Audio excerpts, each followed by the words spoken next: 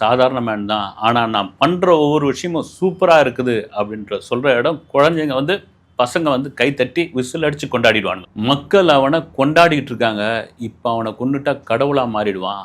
கை வைக்க வேணாம் அப்படின்னு சொன்னது ஒட்டுமொத்த கவனத்தையும் இந்த படத்தை திருப்பி இருக்குது. ஏம்பா ஒரு படத்துல அரசியல் இருக்கலாம். ஆனால் படம் முழுக்க அரசியல் இருந்தா எப்படி இருக்கும்? படம் முழுக்க பஞ்சா இருந்தா எப்படி இருக்கும்? படம் முழுக்க தன்னை யாராவது சீன்னா என்ன ஆகும் அப்படின்னு. இதில் வந்து இந்த ட்ரெய்லர் முடிய சொல்ல ஒரு சாட்டியை எம்ஜிஆர் மாதிரி சாட்டியை அதுதாங்க இந்த படத்தோடைய ஃபர்ஸ்ட் லுக்காக ஃபர்ஸ்ட் போஸ்டராக வந்தது. வந்து அந்த சாட்டியை எடுத்துன்னு இருக்கிற அரசியல்வாதிகள்லாம் வந்து ஒரு இடத்துல அடித்து வச்சுட்டு மக்கள் நல்லது பண்ணுவீன்னு உங்களை தேர்ந்தெடுத்தா கொலை அடிக்கிறதுக்கு கொலை பண்ணுறதுக்கு மேலே உங்களை தேர்ந்தெடுத்துக்கிறாங்கன்னு சொல்லி சாட்டையில் வலாச இருக்குது பாருங்கள். ரைட், ஓகே, கன்ஃபார்ம் இது டிவிகேவுக்கான ஒரு அரசியல் படம், விஜய்க்கான ஒரு கடைசி படம் பக்காவாக ரெடி பண்ணி இறக்கியிருக்காங்க.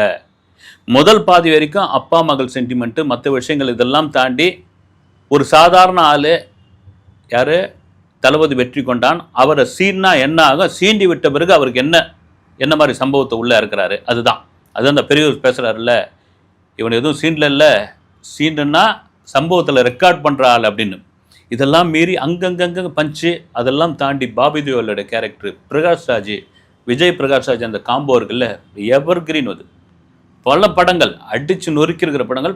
நீங்கள் வந்து போக்கிரி ஆகட்டும், திருப்பாச்சி ஆகட்டும், படங்களை பார்க்க இந்த மாதிரி ஒரு காம்பினேஷன் அமையணும்பா அப்படின்னு அதை தான் ஆடியோ லான்ச்சில் சொல்லியிருந்தார். நானும் பிரகாஷ் ராஜும் அப்படி ஒரு கெமிஸ்ட்ரி எங்களுக்குள்ளே செட் ஆகிருக்குது.